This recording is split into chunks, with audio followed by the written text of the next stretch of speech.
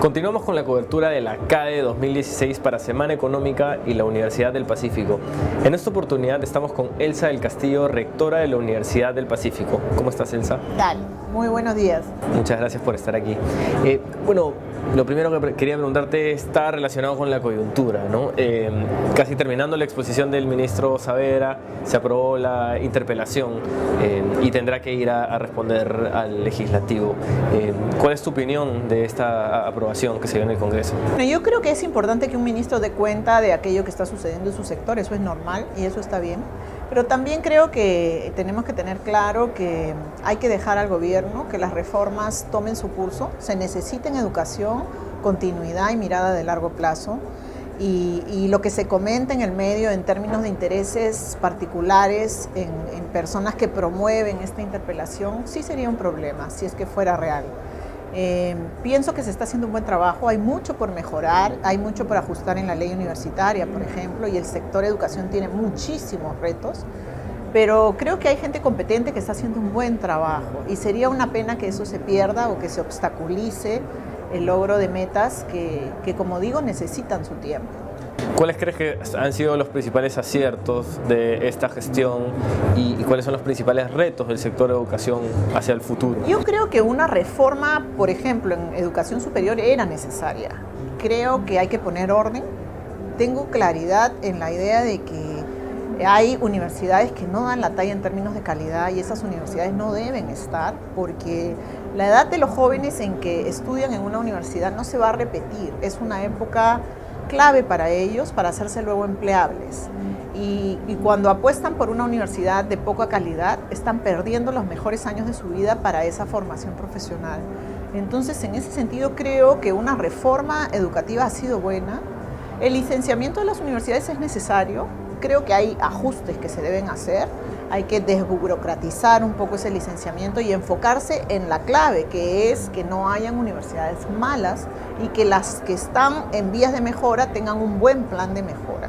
Si eso se produce, hay que apoyar la reforma. ¿Cómo ustedes buscan adecuarse a esta reforma y a este nuevo contexto del mercado de educación? Para nosotros, el pase por el proceso de licenciamiento ha significado seguir ordenando información que ya veníamos ordenando con las acreditaciones internacionales. Hay cierta relación entre los estándares internacionales y los mínimos que se deben pedir para licenciar una universidad.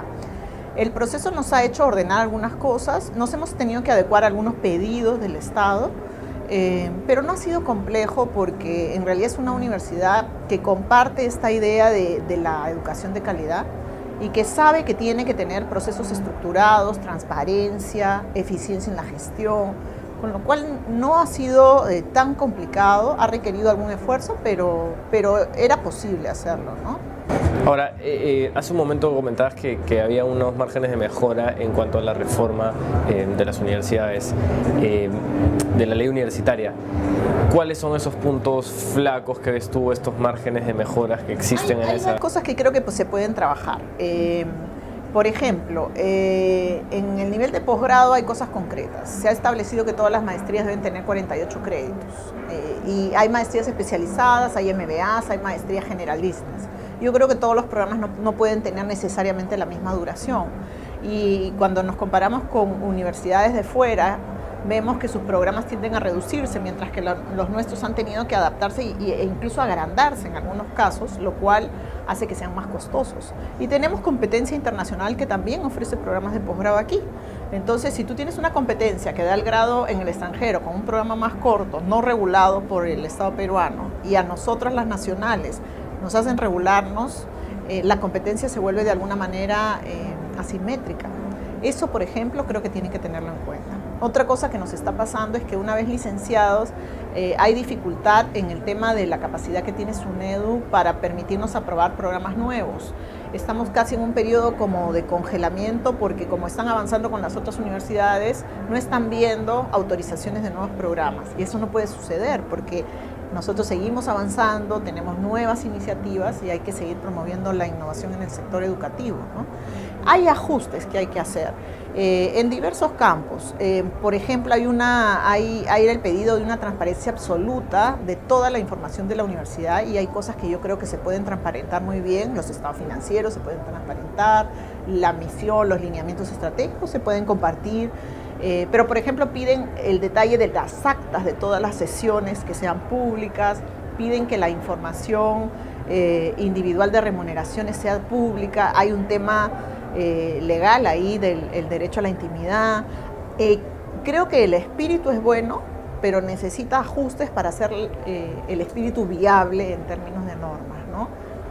Va por ahí. Una potencial salida del ministro Saavedra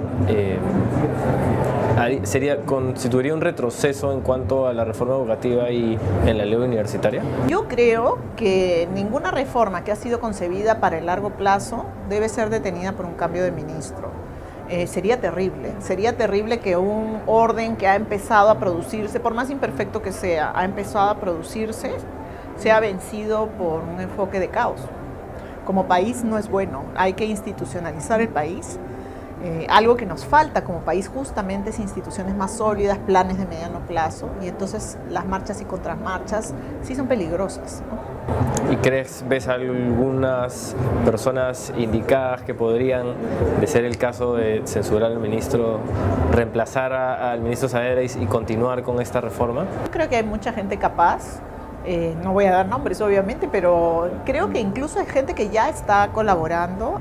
Hay un Consejo Nacional de Educación que tiene gente muy buena, hay asesores del Ministerio de Educación muy buenos, y una cosa que para mí es muy interesante es que muchos exalumnos nuestros muy jovencitos que han ido a hacer sus maestrías fuera han retornado a colaborar con el Ministerio de Educación. Hay mucha gente de la Pacífico que hoy día con poca experiencia laboral está empezando a pensar que la carrera pública es buena y está trabajando de la mano no solo en educación, en otros sectores también. Ese nuevo interés por la carrera pública desde profesionales preparados en nuestra universidad creo que es un enorme aporte que como institución tenemos que dar al país, y eso nos llena de orgullo, ¿no? Finalmente quería preguntarte por la ley de institutos. ¿Cómo esto cambia el panorama del mercado de universidades? Como dije en la sesión en la que estuve de comentarista, el retorno, según los estudios que he estado leyendo, el retorno a la inversión en una carrera en instituto todavía es negativa. Eso quiere decir que hay que encontrar la manera de hacer institutos de más alta calidad y por otro lado que formen en carreras que tienen demanda laboral, donde nos está faltando talento técnico. Entonces la reforma es importante porque va a marcar un nivel de calidad que tiene que ir progresando en este sector y también va a promover la creación de buenos institutos. En el país nos pasa que tenemos mucho en cantidad, pero no siempre en calidad. Racionalizar y mejorar esta relación de cantidad de instituciones con calidad y con un enfoque acertado de en qué hay que preparar a los estudiantes es bueno. El empezar a iniciativas como Ponte en Carrera, por ejemplo, donde ya podemos ver cuáles son las carreras más demandadas, dónde tenemos vacíos. Esa información transparente que antes no teníamos en el mercado educativo nos va a permitir poco a poco poder enfocar mejor nuestra oferta formativa y formar a aquellos profesionales o técnicos que el Perú está requiriendo, donde hay escasez. Es una paradoja. En unas carreras y en unas ocupaciones hay mucho profesional desempleado, subempleado, sobreeducado, y hay otras en donde no hay talento local y las empresas sufren para encontrar gente capacitada. Esas son las correcciones que con información y con una normativa básica que promueva la calidad se puede empezar a lograr con el tiempo, ¿no? ¿Los institutos podrían quitarle mercado a nuestras universidades? ¿Crees que son más complementarios? Pienso que no. Pienso que hay perfiles para todo tipo de formación y dependen de los objetivos que tiene el joven sobre lo que quiere hacer. Hay gente que le gusta la carrera universitaria porque desarrolla mucho más su pensamiento crítico, profundiza más en ciertos temas, se especializa mucho y requiere esta formación de docencia e investigación que damos los profesores, requiere recibirla con más fuerza. Y hay chicos que tienen habilidades muy buenas en ciertos campos y que volviéndose expertos en esos campos van a tener una carrera fantástica también. Entonces yo creo que hay espacio para ambos y incluso sé que hay instituciones que quieren entrar a ambos segmentos y complementar la formación de uno a otro, ¿no? Muchas gracias por estar con nosotros, Elsa. Muchas gracias a ustedes. Nosotros continuaremos con la cobertura de la CADE 2016 para Semana Económica y gracias a la Universidad del Pacífico.